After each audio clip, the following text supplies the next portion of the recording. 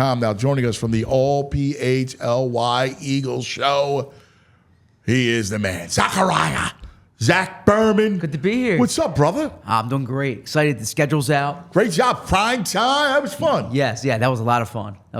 And excited to come in this morning, do it in person. Yeah, man. I loved it. I don't know why. The NFL is amazing because these benchmarks through the year, right? Like they're like mileposts in the off season. So obviously you go with free agency. After the Super Bowl, it's still like, you digest. And then you get to free agency. You start prepping for the draft. Then, of course, the draft hits, right? And now the schedule comes out. And you'll have some OTAs and the whole thing, and then training camp. But I love the way it's kind of laid out. And the schedule, even though you know the opponents, and yesterday they leaked early, right? But it's fun. You have a roadmap now of your fall. Yeah, to the first point there, someone explained to me from the league, they wanted something each month, right? So you have the combine, and then you have free agency, combine, and then you have the draft, and then they've turned May into like the schedule release, and it almost becomes like a holiday for some fans, and it's more important than the wins and losses predictions. It's people planning their trips. People have fall weddings, things that they do. I've been traveling now, going on the 13 years, and every flight I take is full of Eagles fans, right? So I know this is a big day for a lot of people watching as well. And yeah, the way the schedule laid out for the Eagles, I think it's pretty advantageous for them. Yeah, and obviously, we do the W's and L's and stuff like that, but. I mean, if I'm going to look at it, 12 in totality seems about right, like somewhere around there. Yep. Things go well, like you start rolling. And again, this is injuries aside, you could probably go to 13, or if it's a little tougher, 11. But you can see 12. The way you 4 of the last 5 games at home, very advantageous. Yep. The way the schedule kind of lays out. I'm not in love with the Week 5 bye, but. Yeah, so you mentioned before that we knew the opponents, right? But the layout of the schedule is important. The things that, and there's the things players and coaches pay attention to. They look for short weeks, right? Because that's a problem for teams. The Eagles, I think, played 4 Monday games last year. They've won Monday game this year. So they have these primetime games, but you prefer the primetime games being Sunday night so it doesn't disrupt the whole week. You also only have one Thursday. Yes, yep, and they have a Friday game, but that Friday game is the first week of the season, so it's actually a benefit because then you have the longer recovery. And then, we all talked about that gauntlet that they had last year. You want to see the sequence of games. It's tough on you when you're going up against Mahomes and Josh Allen and all these great quarterbacks back-to-back weeks. They don't really have that this year. They have one... and it's only 2 weeks, 2 games. I mean, it's at the Rams and at Baltimore. Yeah, exactly. That's the toughest stretch right there. And especially you're coming off a primetime game against the Rams. You come back to Philly, then you go down to Baltimore. But even then, I know the team looks at, as far as road trips, they look at Baltimore, Washington, New York differently than when they're boarding a flight, and it affects their body a little more. But in terms of quality of opponent, that's definitely the toughest stretch. Yeah, that back-to-back. Now, you have the 2 trips at New Orleans, at Tampa. Mm-hmm. It's going to be fun for fans. Yeah. It's a shame. I will say this, from a fan perspective, it's good, not great. Sure. You have a lot of the home games back-ended, hurts tailgate. Yep, exactly. Right, the nice weather. Exactly. Right, that hurts tailgate. Some of the trips, now obviously you lose a home game with Brazil, but some of the trips, like New Orleans, Tampa, 2 great destinations, are back-to-back. Yep. Yeah, you're right. And look, Philly's great every time of year, but October is my favorite month. Oh, the best. I'm with you. Yeah. Mine too. Yeah, so you want, if you have those home games in October, that's the best time to be at the game, right? And the Eagles don't have that. It's backloaded to December. I think that, they're only in the link 4 times before December 8th or so, right? So, yeah. That's wild. I guess because of the home game, the designation. Exactly. Of, That, and then, like you mentioned, back-to-back in in Tampa and New Orleans, or the other way around, New Orleans than Tampa. From a fan travel perspective, sometimes fans like that when it's in December, the weather's cold here, you get to go down to Florida or get to go down to Louisiana. But those will be two popular things. And then the other thing that I look at from a Philly perspective is the Phillies are going to be good, right? And so you kind of talk about what October, November is going to be like in Philly. And now, when you got playoffs, right? Yeah. Like, so if you look at, you think about this for a second. Let's look ahead to October. So like the bye week might be when the Phillies are off. That's actually a great bye week for us. Yeah, but the with Phillies could be Phillies. off though. That's the one thing. Like that could be the week when if the Phillies win the division, if they get the top seed potentially. Oh, right. Right. But there's a lot that could happen with the Phillies before then. Well, they're going to win the division. Yeah. That's right. The playoff, the first round, they could be. Yeah. So then, but Oh, that sucks now. But I what mean, I I'm like to see- excited. I'm thinking, we can at least we have the Phillies to get us through the bye. But I remember vividly 2008. The Eagles played the Falcons on Sunday at 1. Then they played the Rays and then the Phillies played the Rays in the World Series that night. I did both. There you go. Yeah, Covered both of those games. I also covered the year later was the New York bubble. Okay. The New York times 2. When they played Giants and the Yankees. That's cool. I would have liked that. But I'm saying, so this year, there could be a chance where the Eagles play the Bengals, a big game, and then they're in the World Series that night, right? Imagine that. That'd be fun. Yeah, that's good stuff. Let's talk about the NFL for a second. Sure. They're amazing. Like, talk about put your fist on the table, right? Christmas Day. Yes. On a Wednesday. And I remember talking to people, and obviously you knew that they were going to play, they were going to figure out Christmas Day. But we're like, all right, how are they going to do a Wednesday? And lo and behold, they figured it out, man. Christmas Day is theirs. They just went to the NBA and went, that's mine. Yeah. And stole it. I'm curious, the viewers, the listeners, if say the Sixers are playing the Knicks and the Eagles aren't playing that day, right? But there's these great NFL games. What are you watching? Are you watching the Sixers game, or are we just so NFL centric? I will watch the Sixers game. Like I personally will watch the Sixers game, but like I'm not gonna lie to you. I mean, I got it's click. Yeah, you got the Chiefs, the Ravens, in between Santa. Right? Like, exactly. All the stuff. Like, I'm clicking. And then once that game's over, you're just locked football. And I'm at basketball. I love the NBA, right? But the football, I always watch football. And then to show how like the NFL's king, I believe they're going head-to-head, too, with the college football playoffs this year as well, right? So are they really? Yeah. I missed that. I believe that's the case because now you have the expanded college football playoffs, right? And so I think there's days when the NFL are going head to head with college football. Wow, that was never the case, too.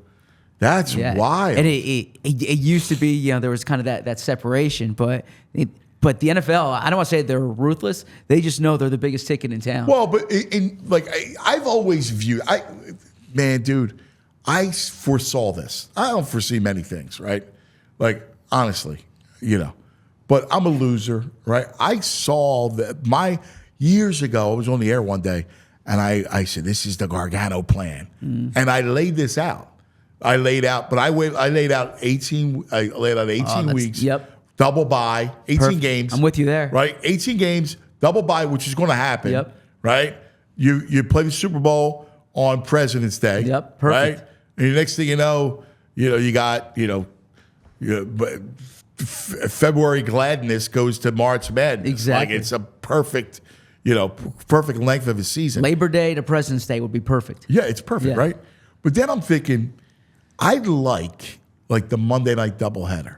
So do I. Right? Now, I wish they would stagger the times a little more, but I love the doubleheader, man. Like, I look at each of these games as inventory, right? Like, why not spread it out? Exactly. Like, we're all football fans. And everyone wants to watch it, right? So, yeah, when you have so many games concentrated at 1 p.m., I would rather more isolated time slots. Yes. Like I never understood why people hate. I remember bringing this up and going, I would play games, every day. Sure. It's up to me. Like because people, the Saturday games are great. Like, as soon as college football goes, you see that there's the 2 Saturday games. I love it. I'm like, what? You're going to watch it. And people don't, I don't know why they don't like it, why they prefer a concentration of games at 1 o'clock. It's probably just kind of institutionalized, what they've been growing up with. But then once you experience it, you can't get enough of it, right? That's how I see it. So when they have the Monday night doubleheader, I'm with you. You get that early game, then you get the game after that. And I would do Tuesday. Okay, I would do a Monday, Tuesday. Like that Eagles-Vikings game. Remember that? Yep. Because listen, now you extend. Now how beautiful is this for the working stiff, right? Mm-hmm. You go, I got football Monday and Tuesday. So I have something to look forward to. Tuesday night football. Mm-hmm. Now I wake up, it's Wednesday. I only got to make it to Friday. Yep. I am with you. And really Thursday, because there's a game Thursday night. Yeah, I am with you. I gotta say, my wife, she wasn't into football before she married me, and she didn't realize how many nights football were on. And she's like, all right, so you only have Tuesday, Wednesday, and Friday when you're not watching football, and then you'll laugh at Tuesday Maction. Yep. And then our friend Mike Garofolo. So I was working with him at the Star Ledger, and I was single at the time, and he was engaged. And I would tell him every time, like, Saturdays, I love watching college football Saturdays. He's like, one day you're gonna have to pick, right? You can't be out of the house all day Sunday and then be glued to the TV for 12 hours on Saturday watching college football. Yeah, it's what sucks, and then when you have kids. Yes, exactly. Like, forget about about games it. all the time, and I'm on the phone looking at the scores. Right, so I'm like you. I love college football. Love it. I can sit there all day and just watch college football. I love it. Right? We used to do that. We'd sit in the Palladium get there at 11. Vic Fangio spot. At 11 o'clock, right? Yep. I mean, this is when I'm, in my 20s, and before I left town. We would sit there 11 o'clock and then watch the SEC game at night. Yep. Like all day. It's the best. But now, I got kids, I usually try to pick a game or two that can concentrate. That sounds like heaven to me. Just watching football all day long. When I was a kid, we had to say like what our favorite TV show was, and I said Monday Night Football. And Did you really? Everyone looked at me like I was crazy, love you. And I You looked and at I them like they were separated crazy. Real quick, because you talked about college football. I know you're a Matt Rule guy. You guys are friends. The day before Eagles-Bengals up in Columbus, so close to Cincinnati, Ohio State, Nebraska. So I know there's Philly fans here who still follow Matt Rule. That'd be a cool road trip because Ohio State's loaded this year, right? So you get to see Ohio State, Nebraska, and then Eagles-Bengals the next day. That is a trip. Yep. I'm gonna have to do that trip. That's fun. There's so many good games. There's LSU, UCLA before the Saints game. What happened with the idea? Because they were toying with the idea of Penn State. Yeah, that would have been good. That's not the case, unfortunately. But USC plays UCLA the day before the Eagles-Rams game. Oh, really? Yeah, and then I'm a loser. I've looked into all of this. Texas plays against Florida before the Eagles-Cowboys game. I love you. Yeah. You're a rock star in my eyes, dude. Forget about VG what he says. This is what I do. I remember though. I was at. There was an Eagles-Cowboys game back in, it must have been 2017, and I kept hearing about this quarterback at Texas Tech, Patrick Mahomes, and they're playing TCU the day before the Eagles-Cowboys game. So, I'm staying in Fort Worth. I go, and I saw a few guys in the Eagles front office the next day who I had seen at the game, and they're like, what'd you think of that Mahomes guy, right? So the scouts are doing the same thing. They're trying to package this deal as well. Oh, it works out perfect. It was a great one. The Eagles were playing L.A., and I was doing a show with Howie. Okay. All right. And Howie had to cover practice. UCLA was on like Monday, and USC was on Tuesday. Ooh. All right. So this was one of the highlights of my career. So he goes, dude, listen, I'm stuck. I got stuff to do. Can you cover practice? And I was like, yeah, I'm in. Yeah. I'm in. He said, there's two, I think at that point, it was a receiver. UCLA was bare, didn't have much. USC had a couple guys. And I went, so I check in, right? And it says, Anthony Gargano, Eagle Scout. Oh, that's awesome. Dude, Yeah. I had I kept it. You got the notebook? I had the badge Yeah. that said my name, Eagle Scout. I watched. Dude, if I told you I covered that practice, so I had to give him a report. Yeah. On practice. I wrote this plus I talked to all the coaches. And you know who was the coach? Jim Moore. Ed Ogeron. Okay, USC. Was the coach at USC. Yep. Eddie O. He could and I sat, I had Ed, it was for 20 minutes. We were talking about his team. I like this boy, this kid over here. Let me tell you something, Anthony. You know, it was awesome. And it was my favorite thing. I wrote these, if I told you, we like to write. Yes. I wrote, got to be 8 pages. Howie goes, my God, you didn't have to do all that. You know. Yeah, I mean, there was some. And it wasn't even a fertile school. Like, it wasn't like neither of them were that good. No, but at that time, so that was before Chip got to UCLA. So that was like, Miles Jack was playing for Jim Mora. Yes. They had some good players at UCLA then. And then USC under Ed was just loaded. Yeah. Because that was the end of the At that Kiffin point, era. UCLA was bare, I remember. Okay. Chip was rolling in Oregon. Yep. At that point. Yeah, fun stuff. That's it was fun. I'm jealous. Howie and I were doing the show. Yeah. And he's like, you got to come out with me because we did the show together.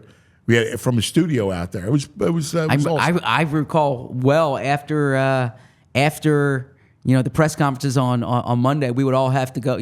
I say we, a few of the beat guys would go over and listen to you and Howie on set.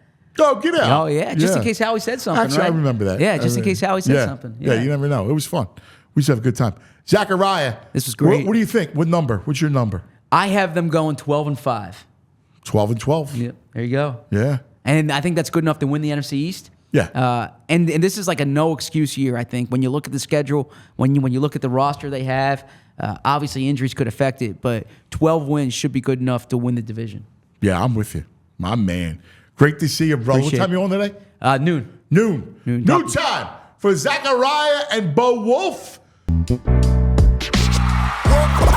We all silly like the mayor.